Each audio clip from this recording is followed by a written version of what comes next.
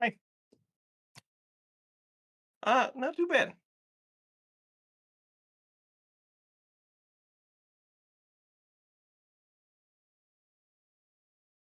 Did hear me? Because whoa, there's the little Oh, double donger. That's not good. Uh-oh. Well, ooh, that was good. yeah, well now you can, Can't but hear Tim. Hi, I'm here. Tim's doing something over there. you're gonna hear so much Tim tonight, apparently. He's in a game room. Now let's see. I'm got games behind me. Now, Mr. Dan, quick question. Um, Yes. any chance that my audio from me is playing through the soundboard and then back through your microphone into Discord? I guess probably. Gotcha. Well, I don't know. I have to use good old tech problems. I have to use the mixer because the microphone on my laptop doesn't work. Bye.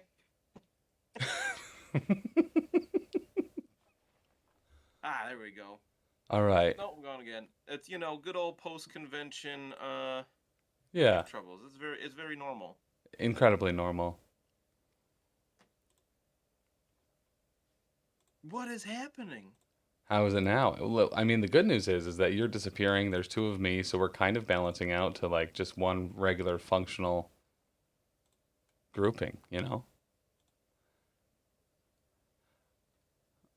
Yeah, I also see no of you right now. Well, anyway, oh, you're back. Welcome back. Oh, now you're gone. This is classic podcasting. Classic.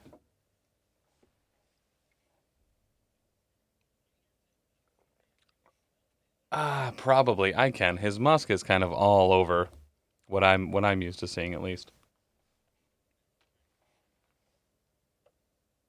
Yeah, I think that's actually very legitimately the case. Well, tell me, chat, is the double Tim, is the echoey Tim, is that bad or is it not too bad?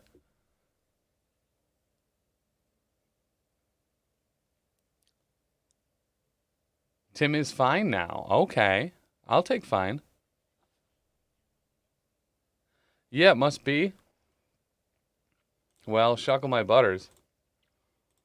So weird if I go back over to you. So maybe this will be the way to do it. Maybe I just won't look at all at the stream. We'll just wing it. You know what? Let's do it live. Welcome to episode 108 of Wait, Did I Roll a Wild? Your Marvel Crisis Protocol vlog. Your Marvel Crisis Protocol vlog. I'm Tim. I'll be your host this evening, as well as my co-host, my cohort, my co-conspirator, my co-pilot of poorly managed high-level rosters. It's Dan. We are back from Adepticon. And as we're back from Adepticon, some might say that there are, maybe some technical issues that sometimes happen when you're plugging things back in. They don't want to work the way they used to. But sometimes it just be like that, though. Sometimes you roll a bunch of blanks and they all count as successes because you have empowered gauntlets. Sometimes they're just regular blanks. It do be. But we are here to talk about Adepticon. We're going to talk a little bit about Shatterpoint. We're going to talk about that mean old Doreen Green Squirrel Girl because her card got revealed this week. Doreen Green Squirrel Girl, the Squirrelimus girl, she can bite through. She can bite through steel. Dan, I don't know if you knew that or not.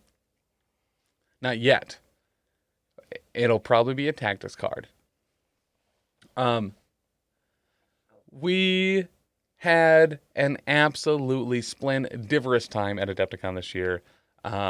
We are still recovering, or at least I am, fighting off that con crud, as I know probably a lot of you are as well. Now they can't hear you. How about? I don't know. I haven't really touched anything. But anywho, the important thing is that we're both here, we're both happy, and we're both here to talk about Adepticon. So, Dan, tell me, how was your Adepticon experience? Did you play any games? Did you hobby at all? Does commentating count as hobbying for the week?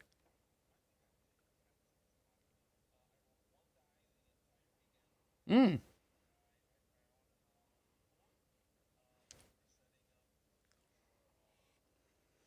Mm-hmm. I would. I mean, I don't know what else you would count that as outside. I mean, on a 6-up save, obviously, that's not going to be glorious, but it's still pretty good.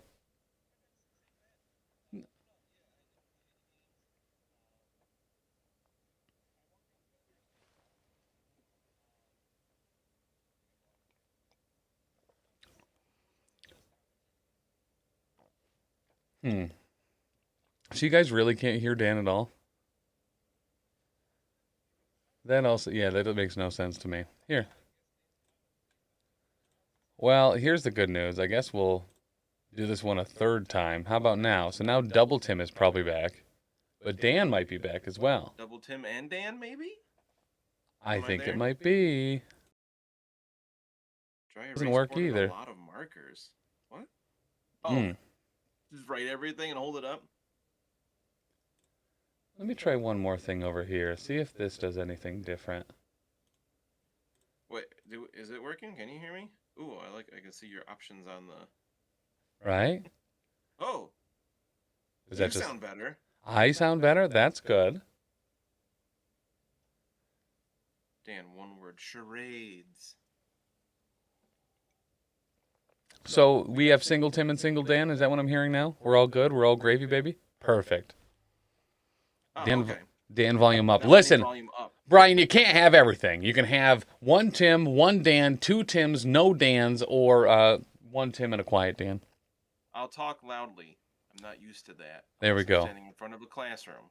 Oh, that's true. Brian is, in fact, the owner of the Professional Casual Network. But, Shout! so I'm going to flag it again here. This is where we're really starting. This is the real start of the show. This is the actual start. So here's the deal. Welcome back to Wait. Did I roll a wild? Your Marvel Presses Protocol Call blog.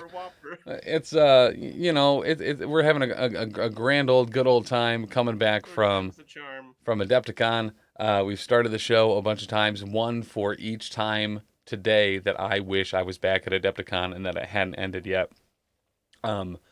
In addition to all that, we're going to be talking about Adepticon. We're going to be talking about Shatterpoint. We're going to be talking about that mean, lean Dorian Green. We're going to be talking about a whole bunch of experience. We have an episode of the cleanup phase after this over on the Patreon. If you're not a patron yet, well, get to it over at patreon.com/professionalcasual. That'll get you access to not only just a metric ton of content and to the real deal Discord. It'll also get you access at every level, even the $1 tier, to our bonus show, the cleanup phase, where we talk about all things gaming, some behind the scenes stuff, some of those con stories that are really personal and deep cuts and all that good stuff. It'll all be right there. All right. Dan. Hi. How are you feeling after Adepticon? Are you rested up? How was your travel? Was it good? Was it bad? Was it very bad? Well, how was your journey? First, not rested up. Definitely. As a parent and a teacher, I feel like I'm never rested up. Travel was pretty not great. Could have been a lot worse. On my way out, I missed my first flight, but they got me connected. I said to fly down to Atlanta and then up to Chicago, because that makes sense. So I just got there like 3 hours late and got to bed real late. And then on the way back, my first flight was delayed, which caused me to miss my second flight by minutes in the Detroit airport. So they had to put me up in a crappy hotel and fly out the next morning. Oof, that's really awful. Frustrating. I had to miss another day of work I wasn't planning on doing and whatnot, and it was just ugh. Yeah, I have to assume that probably didn't go over well either. But I'm sorry to hear that. We had it was too bad, but we heard a lot of stories, unfortunately, about travel on the way back from Adepticon. Sounded like there was a whole bunch of flights that got delayed. I know Dr. D, his flight I think got delayed a couple times as well, and I was speaking. Got diverted. He said he ended up in a different city somewhere. Yeah, he went to Rio de Janeiro for some reason, and then flew back up to Massachusetts. A lot of fuel. I was talking to Nick, who we picked up a bunch of the Legion train for Worlds from, and drove that out. And he said the same thing. He got there were delays and planes going just in just random directions. They were just rolling dice to see where they were going to land up, like a Blood Bowl ball hitting the ground. And you just had to roll that scatter die to see exactly where that was going to go. So wait, he flew, but you had to drive his terrain out? Yes. How was your travel? Our travel was good. We were actually pretty comfortable in a huge 15 passenger van. There was zero room left in that van. We were getting real creative in how to fit in I think 30 totes of Legion terrain, 30 mats, all of our recording equipment, 4 people. It was me, Taylor, Brian Watson, and Lindsay. All of our stuff and our luggage and the like. Very thankfully, Taylor and Brian pretty much just brought a backpack. Yeah, they pack super light. They did a really good job because we would not have been able to fit another person, suitcase, or like a 20-ounce bottle of water in that 15 passenger van by the time we were done piling that all up.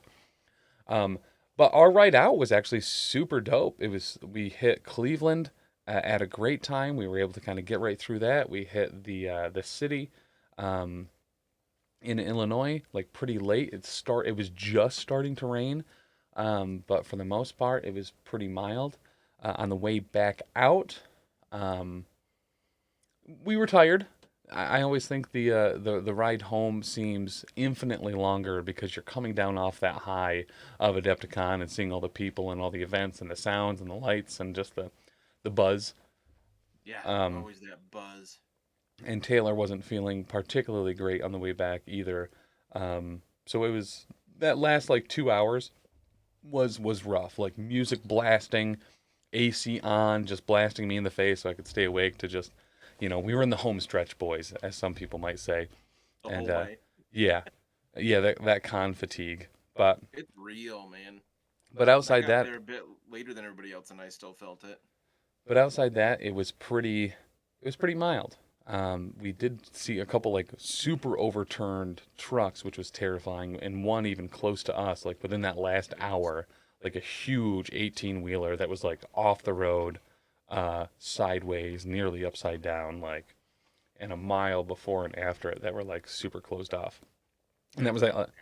that was at like 11 at night too. So like it was like I was worried about how long they had been there, and obviously there was all sorts of first responders there. So hopefully that person made it out okay. Mm. But yeah, Just like 2 hours of a long trip like that can be the worst because you're so close, but you still have 2 hours to go, which can mhm. feel like a long time. But we got to see a ton of people at Adepticon this year. A lot of familiar faces, For real. a lot more faces that we've seen either at other conventions and NashCon and a whole bunch of stuff. We got to see Mike DeLuca and Deaton and Dr. Norbert and Gil, Omnis, Danny, Tyson, Tisdale, Nate, Tim, Brian Watson, Dr. D, Alex, Aaron Franklin, the infamous guys, I mean, just really everyone was there. I mean, the main tournament was 128 people, so with a, there was and it was a huge waiting list. we were saying it was 25, it was 50. Really, There were 25 people physically there waiting for a spot. like in line. Oh wow. They capped the wait list at 50. There probably would have been more. There was certainly rumblings and stuff about, well, maybe next year it could be, 256 or whatever, and I don't think they're going to have a hard time filling that if they decide to do that. That would be doper magopers, I believe is the technical term. Yeah, I don't think that'd be difficult, and there's plenty of space for it. Just encroach more on it on Armada's room. Well, let's not listen. Let's not fire any shots here. But I know that was rude. that was we. Speaking of, a lot of streamers were there streaming some AMG games. We kind of were in this nice little cluster with Dion from the Gold Squadron. Ion Radio was there right behind us. They were kind of our neighbors, Yeah, streaming great guys. Armada. Yeah, they were. That some technical issues that last day that I was like, oh my god, did I do this? Like, did I trip over a cord and knock out their internet? But thankfully, it wasn't my fault. So that was super dope. Wasn't you this time? It was not. David was from Yavin Base, was doing all the Star Wars Legion stuff as well. That hall was awesome because it was just AMG games. It was Yeah, just it was Legion, great. Armada, MCP, Shatterpoint, and X-Wing. But it was pretty rad. It was dope. In addition to all that, we got interviews from Schick and Dallas, Simone. We got to stream the studio reveal for AMG, the Schick interview. Worthy. Yeah, and the Worthy, the Schick interview, and the studio reveal are up over on the YouTube. That link's right down below, as is all the team event videos. Tomorrow we'll have interviews with Pat Dunford, who ended up winning the singles competition, the big 128 player event. We'll also have an interview with Gil and Dr. Norbert that goes up. They were second place in the team event. We'll also have another interview with Mike DeLuca and Jacob Deaton, who ended up winning the team event. The guys from the Danger Room podcast, always really like to see them. Mike DeLuca is actually one of my favorite people. He's just always super calm, collected, and just, I don't know. He's a great conversation. But yeah, just a ton of people, ton of great events. Was there a highlight from either the stuff that you covered? And we'll get into the studio reveal and stuff later. Okay, I was like, that's a loaded question. But was there anything from either What If and I know you weren't there for What If, but What If or the team event, the affiliation battle, the 3-box challenge, which I think Nate GG took home the medal for that one as well, that final day, or the big singles event that like really stuck out to you? I think my favorite thing was from the team battle day, just the awesome displays people had. Yes. Or I guess really both that and the Challenger event. There were some amazing displays. My favorite one the whole time was an X-Men Brotherhood display. I'm doing him a disservice by forgetting his name. Had he was I think he may have been the first or second game we did on the Challenger Day on Saturday, and it was like a box that actually had a top, which we'd almost never see on displays. And there's a big storm cloud that like lit Yes. up and looked like there was lightning in it, and storm was like hanging from it. And it was like the Brotherhood and X-Men fighting at the Roxxon station. And then most of the models he would take off for his roster. It was so cool. That was probably my favorite one. There was one that we streamed the first day of the team event that was two people that ended up, I believe they won the Marvel trivia that I hosted on Wednesday night as well. It was a huge comic. Brandon and Yes. oh, I forget his wife's name. But they had. I remember Brandon because he Facebook friend requested me, so I remember his name. But they won the Marvel trivia on Wednesday night, and then we saw them for the team battle. They had matching like Miles Morales shirts. They had a really cool display board that had this huge comic panel. And then we saw them the following day playing Legion, also with a couple's costume, also with another display board that was just really, really, really cool. One of my favorite things about Adepticon last year was seeing like that Infinity Punch display board. I believe I don't know if he was playing MCP or not, but I believe I saw the guy that had the really cool like Bleecker Street corner store for the Dark Dimension board. We saw a really cool display board that was like a city building that had a spot for a cell phone in it that would play like billboard trailers of like different MCU moments. That was really cool. There was no shortage of just incredible models, display boards, and costumes and more. The floating Dark Dimension one with all the characters were painted in the same theme to like match with Dormammu, and they had other like floating things, and the guys are dressed up in robes. They were the That was disciples of Daddy Dormammu, if I yeah, recall. and they won the best theme for the team tournament. They were great. And they should have. It was legit. I believe they were like handing out pamphlets and stuff with like propaganda-y stuff on it, which was That's even better. awesome. I didn't realize that. But in addition to all that, I think one of my favorite parts was during during the draft. We saw a couple familiar faces and a couple new faces, which is always nice. But some wild kind of things happen. Person that went first, I believe it was Peter, who hung out a lot of the week. Got Corvus and Proxima in a double pick. And because he was first in the snake draft, that meant it went all the way down and all the way back and he was able to pick up Corvus and Proxima. In addition to that, Remember watching that moment. Mandalorian Orange was able to get Groot and Rocket in a similar pick. He was last pick, so he got a double pick and picked Yeah. Rocket and Groot. He also got Black Panther, so he was able to run Wakanda. So that big famous thing that we've talked about all sorts of times with Wakanda Forever and Deadly Duo was live and on the table, but I don't even think he really used Groot. I think Yeah, we had, I heard that he never took Groot, so he never saw that.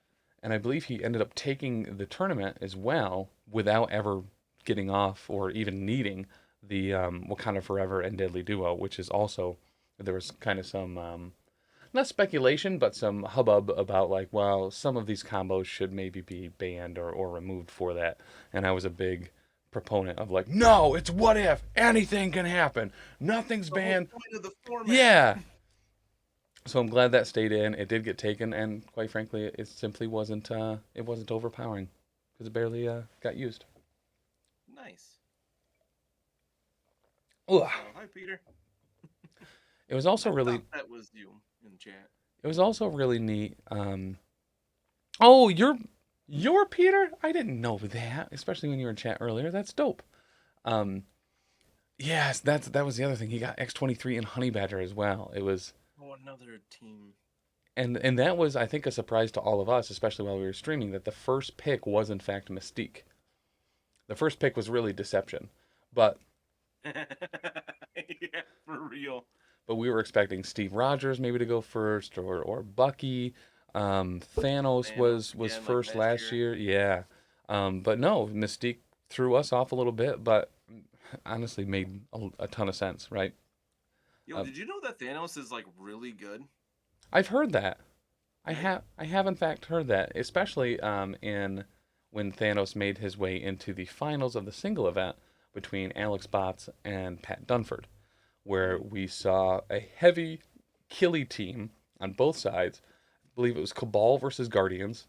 Pat was running Guardians with Star Lord, Thanos with Reality and Space Jam, and Beta Ray Bill. Beta Ray Bill. That's right. Against Alex Botts, who was running Cabal with Malekith, Lockjaw, and Red Skull, Master of Hydra. Dan and I replayed those finals, except piloted them poorly on Monday. It's one of my not poorly, but I always think it's fun to play some of those high end competitive lists for a little bit more casual I feel like players. I played it well for me. Not the same level as Pat by any means, but it was pretty fun. They were big shoes to fill on both sides of the table when we played that, and we did have a different ending to it, but very similar to Pat and Alex's game, which was once again, that finals game should be going up on the YouTube tomorrow. It's currently exporting, which is probably why we had some technical issues tonight, but that should be going up tomorrow. And what a great game that was. We also got to see Alex Botts in the semifinal game, which wasn't streamed, but we did in fact record it as it was happening during the same time as the Worthy and the studio reveal. Before we get into the studio reveal and all of the massive, incredible things that happened there, so many announcements. let's talk about one of the cards we saw there and came out in a transmission earlier this week, and that is for Doreen Green, one Miss Squirrel Girl. Squirrel Girl! So let me get this bad boy up here on screen. She's wild. She got some interesting stuff going on. She is pretty unique. She really is, and I have to say, really appreciate the fact that they revealed some cards during the studio reveal, which gave Brian, Lindsay, Taylor, and I something to talk about and go over on the way home. Brian was in the back on his phone, like reading through the card that was shown in that panel. But Nice. Let's get right into it for Squirrel Girl. So she's a 4 threat, 3s across the board for defense, and with just kind of out of the gate, we've seen a lot of 4s this year, right? I know Dylan is really kind of hoping for more 4s, but So excited. they normally have a slight spike in defense. There's normally one, like physical is a 4, or there may be a Mystic character, so they have 3/3/5 and Mystic or something along those lines. But 3s across the board on a 4 threat, medium mover, 2 height, or size 2, and 6 stamina. Yeah, those threes across the board seem real fragile at first, but we'll see it's not as bad as it first looks. For a builder, she has Knuckle Spike Strike, range 3, strength 5, 0 power. After the attack is resolved, she gets power equal to the damage dealt. And on a wild, she has Ambush, which I don't know if we've seen in any other place outside of Beast. But on that wild trigger, after the attack is resolved, she can place herself within one of the target characters. So, not bonkers like is it both Sabretooth and the new Sabretooth and the new Wolverine that have places off of their I think builders? Sabretooth's is on his spender, but like Rhino has it on his That maybe that's builder's what I was only thinking attack. of. Definitely Rhino and Logan the Wolverine have that. We've seen this pretty often lately, and it just we've seen how much it increases the movement of the character. It's crazy awesome. Yeah, it's really when it's range 3 and it's a place within one, it's pretty much an extra move action on a Yeah, builder. Like it's really good. a lot. Why don't you go over her spender, Dan? So Spender has even longer range at range 4, strength 6 for 2 power. This is Army of Squirrels. Squirrels. So if this attack deals damage, after the attack is resolved, the target character gains the bleed and stun special conditions. And then on a wild, she gets push before damage is dealt. If the target character is size 3 or less, this character pushes the target character short. So at first, this seems like all right. She's got 2 attacks, one strength 5, one strength 6. She's not an offensive powerhouse. She's not biting through steel with those numbers. But range 4 is nice. Strength 6 is still good, and bleeding and stunning can be nice. But it's her superpowers where she really shines. Well, and that's the thing is with the 2 cost spender, I think you're going to be using that quite a bit. Kind of like we see Yeah, with Steel Rush on X-23, where that's incredibly inexpensive. It does have slightly more strength and then has some special conditions and a push. I think people are going to be getting a lot of work out of Army of Squirrels. yeah, and it's not a bad attack by any means. And we'll see she doesn't have much else to spend power on anyway. Yeah. So why don't you go into that tippy toe takedown? Tippy Toe Takedown is her active superpower. It costs X power. This character may spend any amount of power to use this superpower. Choose an enemy character within 3 of this character with a threat value equal to or lower than the amount of power spent to use this superpower. Move the Tippy Toe token to that character. While that character has the Tippy Toe token, it does not add crit results in its attack, defense, or dodge rolls to its total successes and cannot add dice to its attack, defense, or dodge rolls as a result of crit successes. So it's basically like hitting them with hex, but Yeah. worse. Yeah, it's almost like a it's almost like The hex is just crits don't explode, right? Here they don't count as successes or explode. so is that what Seance does? We were talking about that on the way back and I was like, I feel like it's like possession. At It's a two similar additional. vein of Oh, gotcha. possession. Yeah, it's not quite the same. Yeah, so this tippy toe takedown is certainly in the same vein as possession, where you're spending power equal to the threat of a character, putting this on it to give them a debuff. I feel like it's not as game breaking as you can't score points and you drop any objectives you're holding, but like getting rid of crits is still a big deal. Yeah, absolutely. And we saw that a bunch, right?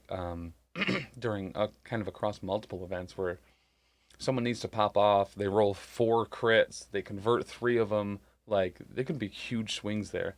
A lot of those kind of like, all right, all out or nothing. As long as you got a fistful of dice and a pocket full of, squirrels, you got a Girls. fighting chance.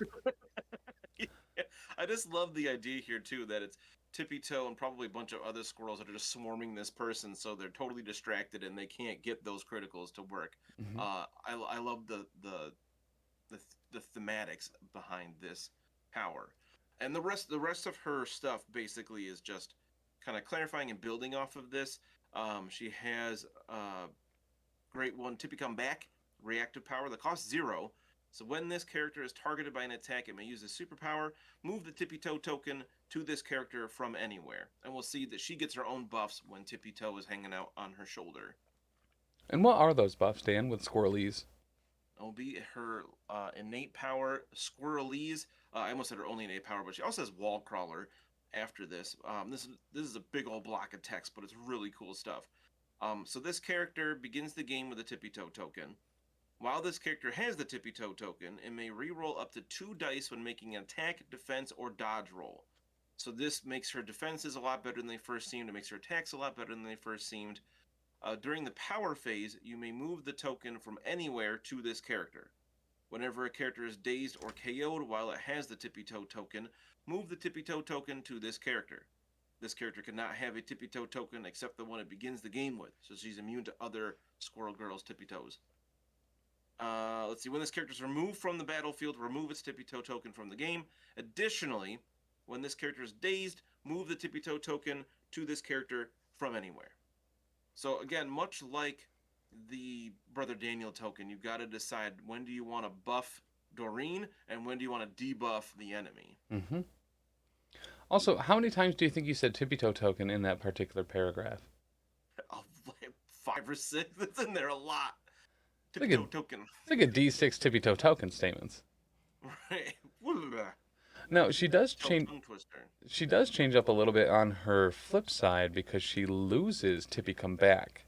She keeps the same defenses. She loses one stamina as well, and Guardian Squirrel is a new innate that she ends up getting on her injured side. Where effectively, if she would be KO'd, if she has the tippy toe token, she can remove the token from the game. She then removes 1 damage, is not KO'd, and may be placed within range 2 of her current position. Then this character cannot have tippy toe tokens for the rest of the game. I like this one a lot because it's like you manage to take her down, and then it's like, nope, Squirrel gets in the way. It's like in Kung Pao when he puts the squirrel in his coat, and the squirrel takes the hit, and then he puts a bunch of nuts on the squirrel and walks away. Mm-hmm. It takes that final hit for her, and she gets back up with 1. It fits the card art perfectly as well. It really does. It really does. Let me actually switch over to that as well so everyone can see that Guardian Squirrel tippy toe leaping into action to save Doreen. It's so good. It's interesting too because you got to be more careful with her when she flips because she does lose Tippy come back. It's harder for her to get Tippy back on her. So like if you know if she's in some danger, you don't want to be throwing your squirrel at people. I mean, really effectively, is there a way for her to get the tippy toe token back after she throws it onto somebody on her injured side? She can still get it back during the power phase. Okay. Or if a character she puts it on becomes dazed or KO'd, he automatically comes back. I don't know, tippy toe. The squirrel comes back. Yeah. You can blame it all on me. Tippy toe back. So she just can't do it when she's targeted by an attack. Correct. So it makes her a bit less defensive on that side if she's still trying to debuff. So I like that interplay. She in a way I feel like you have to make more choices when she's on the table as her player. Do you want her to be better at what she's doing, or do you want the enemy to be worse at what they're doing? Right. Now, where range 3 is pretty good for that.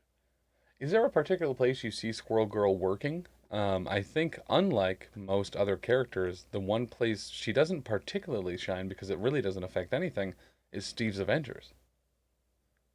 She has no abilities that could be affected by it. Yeah, because even the tippy toe takedown, it's how much power you spend is the threat level you can. So, like, spending 1 less just means you still are affecting 1 less threat worth of character. So, correct. Yeah, he actually doesn't fit in Steve's Avengers at all, which is weird. You could throw her into something that gives her even more rerolls. Web Warriors should probably be good in. Yeah. So when she has tippy toe, she's potentially rerolling all 3 of her dice. Mm-hmm. Is that necessary? I mean, if you're playing her, you're going to roll at least 1 skull every time anyway. So unless she's got an objective, she's not going to reroll all those dice regardless. Or maybe throw her into X-Force or Shadowlands to get more rerolls on offense. I don't know. She's not power hungry, really. I mean, personally, I think she is probably my favorite Sentinel.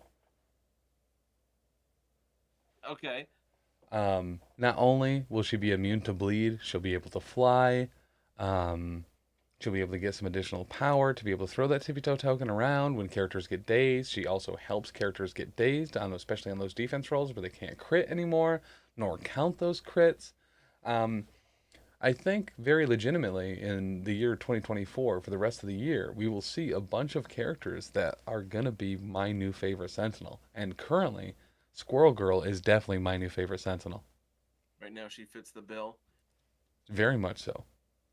Yeah, because I'm trying to figure out like what other than a debuffer. I guess that's her main thing. Which to me, 4 is a lot to spend on a primarily debuffer. Because if she doesn't have the tippy toe token, she's not attack. Like her attacks are mid. You know what I mean? Yeah. Like her strike is perfectly fine. Her strike is good. Her builder. I think without the tippy toe token, her spender suffers a little bit, but 6 dice re-rolling 2 makes sounds way better. So I think there's going to be a lot of Squirrel yo-yoing while she's healthy. Worth get it out there like as quick as you can. Throw it on somebody. You know, literally throw that squirrel at whoever. Hmm. You know, it might get in their raccoon wounds at the same time. And then once she gets attacked, it's like, oh, Tippy, get back here, help me out. And then do it again. Just throw that squirrel out there. So she might like affiliations that give more power, like Inhumans or A Force, which a lot of people are thinking she's going to be part of anyway. To get that power to be throwing that squirrel back like every round. I actually kind of like her in Guardians. A winging it token, in addition to the tippy toe token we've seen on Beta Ray Bill, having what is it? The spender that gets you rerolls against flying enemies. In Yeah, addition to summon a the wing it, storm. in addition to a winging it token, can really kind of make sure you're constantly confirming a decent to high amount of damage. Mm-hmm. Um, I like her there. Uh, Yeah, because then she doesn't need Tippy. She can really keep Tippy Toe on the enemy more and not be as worried about her defenses. also shield. I think the tippy toe token could help shield out in a decent amount. Shield normally goes a little bit wide, has a lot of threes, Mm-hmm. which doesn't necessarily mean they're looking to have a four. But as far as that firing line that we've seen Vince Kirchhoff run a whole bunch, being able to negate the crits and stuff as well is actually pretty nice. It might very legitimately help bring down some of those bigger targets earlier, especially with a Helios, where you're just concerned that Hulk is going to roll 4 crits and somehow get 7 blocks on a against a Helios. Can you imagine? Well, I mean, we've seen it happen. We've seen a Hulk survive. I forget what game it was. Maybe it was at LVO, but we saw a Helios do just under what it needed to because Hulk just popped off with a bunch of crits. Oh, could you imagine hitting somebody with a Tippy Toe token and then also like marked for death? Where like your crits don't work and you can't reroll anything against like Web Warriors or something? Yeah. Forget it. Yep. So Um, I think she'll be real nice fit into those combo lists. I like her in Web Warriors. Um, which I wouldn't be surprised if she was part of the affiliation anyway. I'm not sure. I don't know enough about Squirrel Girl other than her ability to bite through steel correct. to guess what affiliation she'd be part of. I said a lot of talk about her being an A Force. I don't know. I don't know. Because we don't. A lot of people thought she might have been a leader for like champions or new champions, Yeah. which we know she's not, unless there's another tactics card one, which I don't see happening. Where do you think she's gonna land naturally? Like I said, I think Guardians is a great spot for her. And I think, as far as like actual affiliations, Yeah. So what? Yeah. What yeah, affiliations do you think she's actually gonna be part of? Avengers, A Force, and I'm gonna throw a wild card out there and say Defenders. Okay. I don't think I think you might be onto something too with her being in Web Warriors. I don't think that's out of the range of the Reality Stone. Maybe I feel like she's kind of I know she defeated Thanos and Galactus and blah blah blah, but I see I've always pictured her as more of like a street level type hero that would fit well Yeah. with like Defenders or Web Warriors. Um Also, Alyssa says that she doesn't need flight with nanites because she has wall crawler, and that's where you're wrong, Alyssa. Because one of the biggest threats in Marvel Crisis Protocol is Craven the Hunter, who can remove wall crawler. So when you need to get over a building and Craven's about, those nanites will help you get where you need to go. because you know if Craven knocks out Squirrel Girl, he's gonna just put a tail on and become Squirrel Girl with the Tactics card. Yep. Squirrel Furl Symmetry is what they call that. Oh, Um, that's really good. but no, as far as just kind of a wild speculation, are there any tactics cards that you think might be heading to that box for Squirrel Girl? I wouldn't be shocked if we see an additional use or effect of the Tippy Toe token Yes. in a tactics card.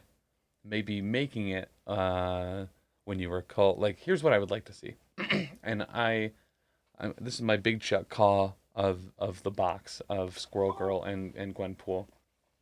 There will be a can I borrow that card that you can play as a reactive when you pull back the Tippy Toe token. Oh, and the squirrel brings the objective back with it. Yes. Yep. Nice. I Yeah, I like that a lot. How I want to see something to do with a swarm of squirrels. Like we have army of squirrels as the attack, but I want to see a tactics card that's something to do with a swarm of squirrels, yeah. or just for Taylor's sake, some kind of tactics card that has something to do with biting through steel. Correct. Yep. Yeah, she can remove the invulnerability from Colossus very specifically. Um, but Alyssa, for real, how many people actually take Craven? I've played 2 games with you. 100% of the time, Craven has been either in the roster or on the board. Just saying. What? Well, but she also said that all caps. Right. How do people take Craven, Tim? Maybe there wasn't supposed to be a comma there. Maybe it was supposed to be, how many people take Craven? Tim. That's who. But yeah. Um, Good stuff. any other? Now we got to see Gwenpool's card as well. Not the full thing, because some of it is in fact covered up by the injured side or by the healthy side. But she is also looking dope, like a wombo combo of Deadpool and Hydra Bob, Right. with a place using that rocket, a really solid spender with that rocket as well that applies conditions, does a bunch of damage, does all sorts of other red stuff. We'll go over that probably next week. I would assume that card will probably be maybe even tomorrow. They'll reveal the Gwenpool card. I would But guess probably next Tuesday or whatever is now like the Marvel card reveal day. yeah. Um, so speaking of the reveals, the studio reveal happened on Sunday. We were very, very, very fortunate to be able to stream that for AMG. And what a reveal it was. Between all game systems, Shatterpoint, Armada, Legion, and MCP, there was a metric ton of news. Um, It was so much more than I was expecting. Dan and I were just kind of catching up before we went live for the 4th time. And as far as the reveals went for MCP specifically, we were shown Squirrel Girl and Gwenpool's cards, the wall breaking abilities of Gwenpool as well. We saw a new Ultron with some grunt Ultron bots, which if there was Or a lot of people were speculating throughout the course of the week. We had this backdrop behind us that had Ultron with a cape on, with some Ultron bots, and people were like, "It's a new core box confirmed." And apparently they were onto something, because that exact Ultron ended up being revealed as the first character reveal that we didn't already know about in that studio reveal. So how he's going to work, is he going to work massively different than the current Ultron and he'll just have grunts? Who knows? We've seen Red Skull and Red Skull Master of Hydra come in with grunts and has really changed up how that character plays dramatically. Also yeah, with a cape. So, they did both get capes. mm-hmm, And I think during the reveal, Schick mentioned that he's like, one of the biggest threats of the Marvel universe. I think he's gonna be like a 5 or 6 threat with grunts. yep. Like literally be a bigger threat. I think that's almost guaranteed, right? I don't think we're going to see a 4 threat Ultron with grunts, and we're certainly not going to see a lower one.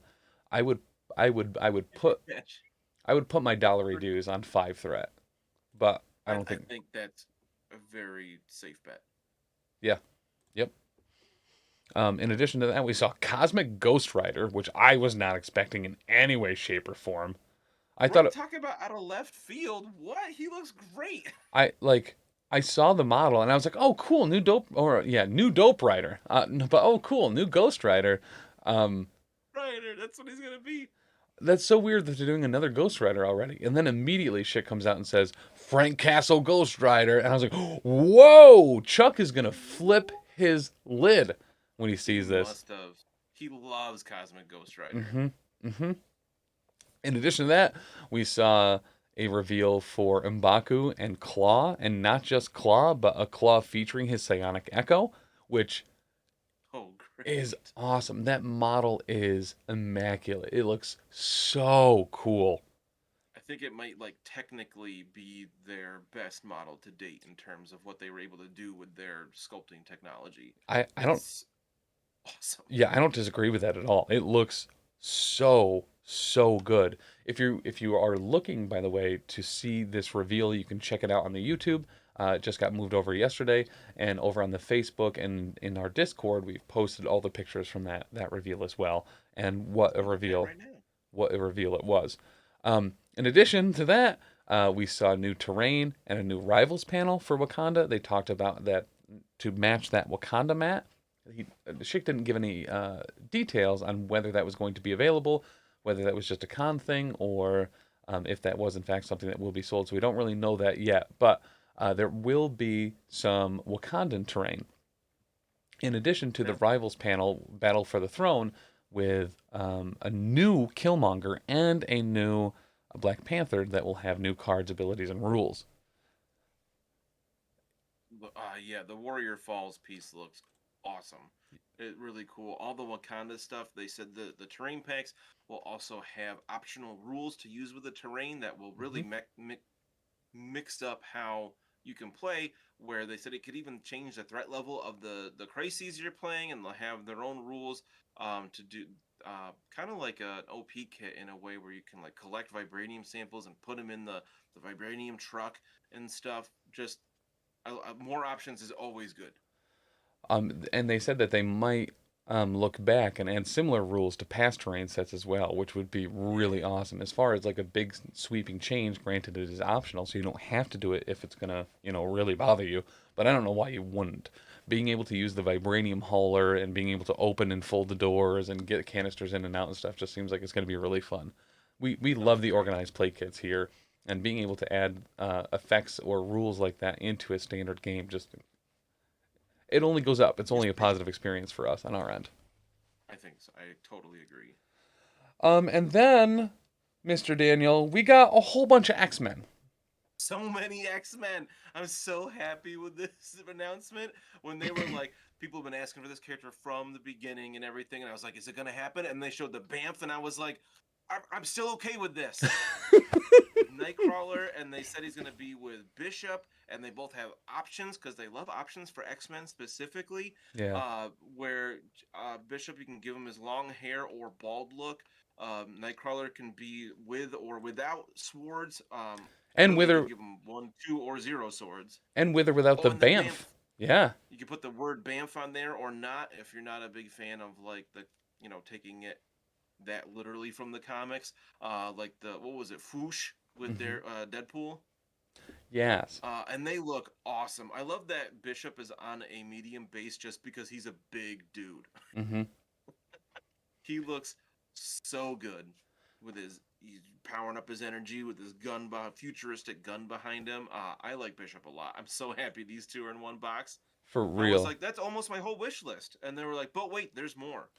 They did. So in addition to that, they gave us Professor X and Shadow King, which I certainly was not expecting. Shadow King is No, a huge character for me. I absolutely love Shadow King, and I love that that model looks incredible too, with can't wait to see it painted. the like physical form that he has taken from time to time with the fez and the suit. Really dig that, and then his psionic form kind of like coming out of his back and just being like really imposing. So good. I I am super excited for those rules, and a confirmation that Professor X will be a brand new leadership for the X Men as well. Yes, My which makes understanding, perfect sense. it does, and my understanding is that the Professor X leadership ability for the X-Men is a leadership ability that just makes Cyclopses good. You have to take Cyclops and Professor X, and he makes Cyclops No, you actually can't there. take them at the same time. It just makes his better, but like in other games, not the game you're currently playing. You can only have one affiliation ability at a time. So you'd have to use versatile strategy to really kind of pull it off, which is a next There level you go. move. But, it is what it is. He works specifically with that card to power up the person that takes over, fills his shoes, as it Correct. were. Yep. People are so excited to see him in the hover chair. There was a little bit of speculation we're gonna have that. We're gonna have a classic wheelchair, or is it gonna be like current Professor X in the black bodysuit with the Cerebro helmet walking around? No, it's sweet '90s hover, yellow hover chair. And then there was a third box as well that include Kitty Pryde and Lockheed, which is super dope. It's And like, how is he gonna skirt around this? Right? We got Iceman finally. Oh, I'm so excited. When Schick said a cool dude, I don't know if I'm just making it up in my head, but I swear he locked eyes with me and said, "We got a cool dude and a girl that can phase through walls." I was so stuck on seeing Iceman in there. Later, I was like, "Was Lockheed even on Kitty's model? Was he there? I didn't even notice." And he is. He looks awesome. I love Lockheed. Again, these two boxes of Bishop and Nightcrawler, and then Kitty Pryde and Iceman is basically the rest of my X-Men wish list. Like, there's a couple still I'd really like to see, like Blink, but really, the core of what I yeah, really you wanted to see you were pretty much got all your in that top sphere. five, and that's super nice for you. Dan just got everything. Everything just gets handed to Dan. I just had to wait 4 years. So Not outside, really that long, but oh, so legitimately, outside of Iceman, which I think everyone is super aware that you're into, who's your runner up out of the other reveals in here? Which is the next one you are most excited about? Is it Bishop? it's Is a it Kitty tough. Pryde? Is it Professor X? Is it M'Baku, It who we've wanted for a long time and constantly talk about? And I certainly wasn't expecting a reveal for him. No, he's also been at the top of my list just because I'd really like to see Wakanda expanded, and I love how they virtually doubled the roster, assuming Claw is part of the roster, um, part of the affiliation. It's a tough call between Nightcrawler or Bishop. Which one would be my number two most excited reveal here? I Yeah. really like Nightcrawler, but I really like Bishop too. So I don't know. That's one of those two. And then So Shadow King is just, yo, oh my god, he looks so good. I cannot wait for whatever wild shenanigans and possessions and stuff he is going to have. In my heart of hearts, I know he's going to be an incredibly disruptive piece, and I am super here for it. Shadow King? Yeah, Yeah, I hope he's another five threat psychic powerhouse, but not so much direct attacks. correct. Yeah, I want I want moves, I him want to be pushes, I want traps, I want disabling people and powers. That's what I want. Especially since we've seen yeah, on Immortal Hulk that he has a tactics card that can place tokens on specific abilities. I hope that that is something that we start to see going forward is interacting with specific things on people's character cards. A big thing that we do on the power phase is people can spend channel points to remove powers or give power, or just straight up ban superpowers or reactives. So having that actually in the game, just saying. I Eh, kind of want to see Shadow King do that. I also don't want to see him do that because I don't want to be in the receiving end, but yeah, it probably makes more sense for Professor X to be able to do that because he's been known for he was um suppressing Jean Grey's powers for decades because he was scared for her that she would be too powerful, and we kind of learned about that with the Phoenix and everything being yeah. attracted to her by that. And once he finally removed those mental blocks, she was like, "Whoa, I'm so good." So I could totally see him having some kind of power dampener ability. And then just to kind of blow through a lot of the other reveals that we saw for Shatterpoint, we got a bunch of news, a bunch of new character reveals that will be coming to that, including Ewoks, Plo Koon, Cad Bane, Mace Windu, Dathomir, Hondo, Mando, Han Solo, the crew of the Ghost from Star Wars Yeah, Rebels. Like, your crew, yes. um, if you weren't excited about Shatterpoint before, um, I don't know how you aren't now, because that the road that we are going to see Shatterpoint take, especially, I'm sure we're going to get a lot more reveals going into May the 4th. They kind of intimated that there Yes. would be a bunch more releases and stuff there. Oh, Darth Vader and Luke Skywalker, they confirmed Galactic Civil War era, which we knew was coming, but to see that, I did not expect to see them anywhere near this soon. And especially that particular set, right? That has Leia and Lando in that Jabba Hutt palace kind of R2 outfits. shaking a drink? Mm-hmm. With server droid R2. Um, Yes, amazing. and the name of the Vader squad with the Imperial stormtroopers, Fear and Dead Men. Just Oh, what? I didn't yeah. know they called that's from the a really great moment in the Vader Down event in the comics. Hmm. When Vader just being his top level of just don't mess with me. I'm only surrounded by fear and dead men. It was probably my favorite Vader line. I didn't Um, know the box was called that. That's amazing. and then the Inquisitors from the Obi-Wan show, Yeah. including the fifth brother and fourth sister. Um, The there's Grand Inquisitor.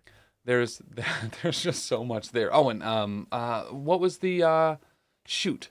Was it for Legion or what is it for Shatterpoint where it had Padme and Oh, and the her Handmaiden? handmaidens that are Yeah, assassins. Yeah, that was Shatterpoint.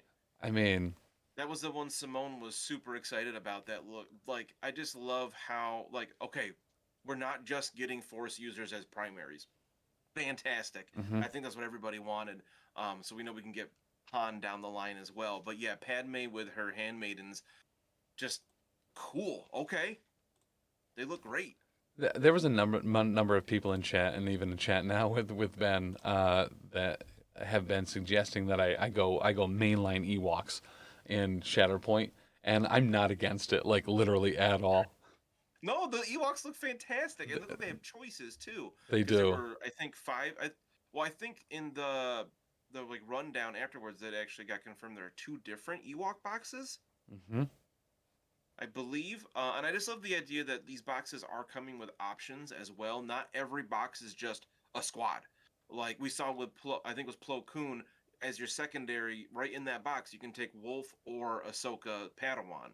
Um, which is kind of funny that because she worked with him a lot, but it's kind of funny she doesn't come with her actual master with Anakin. But I like that there's options built in the box. So like a box with multiple Ewoks, you can kind of choose what's your secondary or um, support right within that box without mixing in even other things there. So more options always better. I love where the direction they're going with this. It's one of those like I just want 30 boxes immediately Correct. for all the choices. Um, Oh, and Mace Windu. We forgot Mace Windu. no, I said that at the top with Plo Did Koon you? and Cad Bane. Yeah, yeah, because I read it off a I was list. so the only moment in the whole thing I was the tiniest bit disappointed was they specifically mentioned Kit Fisto in the like reveal announcement Hmm. video. I was really hoping to see a Kit Fisto model, but he'll be my Iceman for this game. We know he's coming. I just want to see what he looks. I hope he's got that smile that he's like known for. So yeah, you can't get everything in one reveal. You know what I mean? You need to save something That for would just next be year's Adepticon. just too much. It really There would also be. wasn't Chewbacca. I love Wookiees, so like if there's a Wookiee squad, all for it. Speaking of Wookiees, and especially Chewbacca, for Legion, they did announce Rebel Ahsoka Tano and the Ewok Warrior cards, including, I believe there was a card that is a stolen uh, AT-AT, right? Or Yeah, the ATST? Ewok Battle Force, what is it called? Clan Bright Tree or something like that, can take an ATST in their army, and it's just piloted by Chewbacca, which is so great. And then there were a We couple, need to start playing Rebels. and that's the thing. So there were a couple other reveals for Legion that was like, all right, maybe I really need to get into Legion, and that was the Bad Batch and the Rebels, with Bad Clone Force Batch. 99 coming in Yeah. addition to is it the Geonosians? or Yeah. or Yeah, just oh yeah, Geno. the Geonosians. Taylor was super excited about that. He loves the Geonosians. We talked a lot on the way back about them and their history and all that stuff, and it just made me. He would know it all. I love bug people and lizard people or anything in between. And Taylor was telling me kind of about their history and what they were used for and how as long if they don't have work, they just start fighting each other. And I was like, oh, I love that. I'm the same way. If I don't have something to do, I just start lashing out at people. Like, Oh no, I don't know that much about them. I just think they're cool. Like, and their leader's called Poggle the Lesser, which is just kind of great. And for both Legion, Armada, and X-Wing, they announced like store qualifiers, which is super dope. So Worlds was at Adepticon this year, and it was massive and huge and a spectacle and everything that you would want a Worlds event to be. But in addition to that, they announced all sorts of like store support to be able to have stores have the kind of their local leaders be able to get into Worlds without having to go to a big event or a huge convention. And I think that's really important for a number of reasons. I hope that we see that for Marvel Crisis Protocol and Shatterpoint as well, as far as a lot of just store support. And to be Yes. fair, MCP does get a lot of store support with the organized play kits and a lot of alternate modes to play, additional leagues and scenarios. Obviously, we know I've been a huge fan of the Renewal of Vows and the Infinity League and kind of a Yeah. lot of the stuff that they've come out with that for that. But I really like that they are making Worlds incredibly obtainable for people that can't necessarily afford to go to some massive convention and buy a plane ticket and the hotel room and the event ticket and also do well against like literally the best players all over the place. They can do it from their LGS, and I think that's really important. That AMG is really doubling down on supporting your LGS, our LGS, Bearded Dragon Games, whatever your Bearded Dragon Games is. I'm super excited for that, and I think that's a great move for the company as a whole. Yes. Getting people in the stores playing the game. That's what it's all about, right? Right. So I love it. And those game kits are always really fun, different, creative, a great time. So I want to see as many as possible. So between the MCP stuff, the Legion stuff, X-wing, Armada, and Shatterpoint, obviously, I think it's safe to assume that Iceman was kind of like your top reveal. Well, yeah. Outside of that, what is your favorite non-MCP reveal? Ooh, I really like Ewoks and Shatterpoint. Yeah, same. Always have loved Ewoks. Um, they were like as a kid, no, like a lot. I get a lot of hate for it as an older, not kid. Um, that they were one of the reasons that Return of the Jedi was my favorite Star Wars movie growing up. Hmm. I actually loved the whole Ewok stuff. So having them in there is super exciting. I can't wait to see what they do.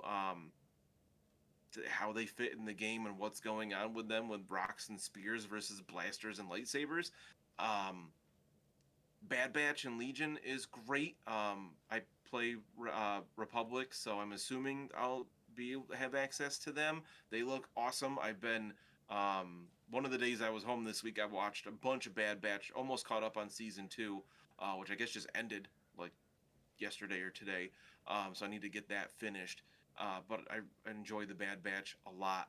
Um, that was way up there. The new starters for X-wing, I'm really Yeah. excited about because we played a ton of X-wing during the first edition of the game, and only stopped because when second edition came out, we couldn't afford the upgrade packs. Right. um, so I've heard they revealed like the week before Adepticon, they revealed the ones for the Galactic Empire and Rebels. But there rumors, or I don't know if it's rumors or they've said at some point that they are coming out with that same kind of one-player starter pack for all the factions, including the Republic, Separatists, Scum and Villainy, the Resistance, and First Order, because there's like 7 factions now in that game. Because I've always wanted to have like Naboo starfighters in that game, and they have it now. I just haven't ever played it, so I'm really excited for a Galactic Republic one-player starter for X-wing. I definitely want to play more of that again someday. I've got a huge tackle box full of ships. I mean, and ships are where it's at. So I think that's going to probably end it for tonight for Wait Did I Roll a Wild. Like I said, we are going to be going right into the cleanup phase here very shortly for a lot of some of the behind the scenes and the special interactions, as well as an Elite Eight Showdown bracket from Adepticon. So stay tuned for that. And just real quick, an absolute massive, massive, massive thank you to all of our patrons, especially our King Ding Doppelgangers and our professional cake sitters, which is ever expanding. We are Love to see it. about a quarter of the way through to this undeniable tattoo that will unfortunately happen once we have 10 of our professional cake sitters for 12 months consistently. We ended up opening up a little bit higher the king or the professional cake sitters that we can have, which is unfortunately only going to make it easier for that to happen. But thank you to our King Ding Doppelgangers and our professional cake sitters, including X-Paxis, Bastion, and Rob. New professional cake sitter Charles and Dave. In addition to Wizard Skills, Iron Maze, Dr. D, Otis, Cider Drinker, Bicon, Leroy, Dagna, Tony Hot Hands. Let's go with a little bit of Otis. And maybe you've heard of Cider Drinker. And Chugger. what's that? Oh, yeah, Cider Drinker / Whole Whiskey name. Chugger. I think I said Leroy and Bicon and Dagna. And Devil Pup, who I got to play. Oh, there goes my my green screen. So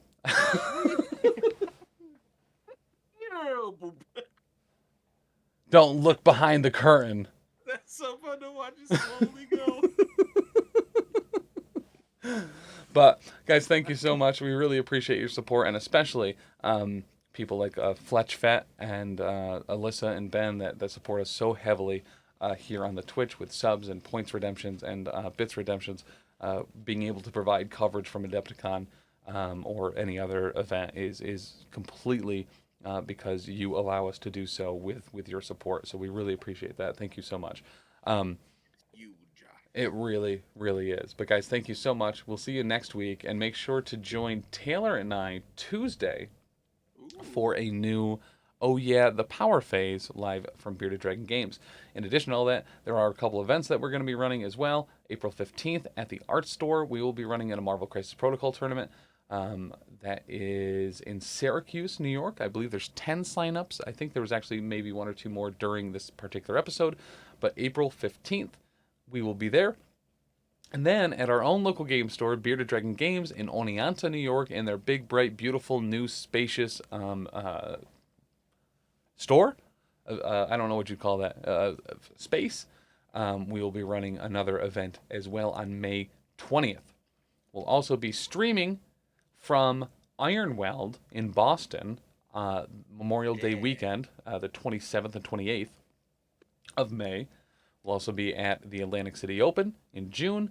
We'll be hosting and running the Marvel Crisis Protocol at the Salt City GT in Syracuse, New York. That'll be a 3-day convention, July 7th, 8th, and 9th. And I'm sure there's going to be a whole lot more. We're currently looking at all sorts of other options. I would really like to go to NashCon again this year. That was such an incredible experience for me.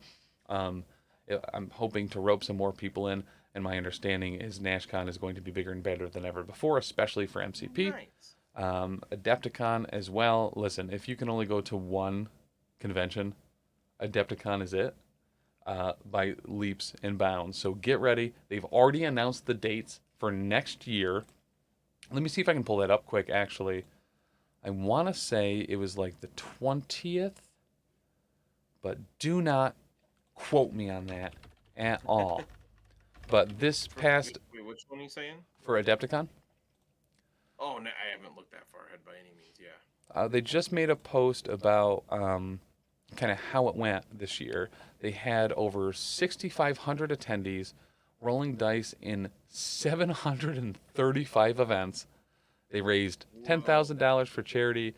They kind of did a lot. I know that every year we go, we're always like, there's so much more that I wanted to do, and you really kind of have not you don't have to you have to plan your days accordingly, but there's going to be a lot of things that you want to do every time you go. So uh, make Adepticon a huge X on your map because it is an absolute treasure.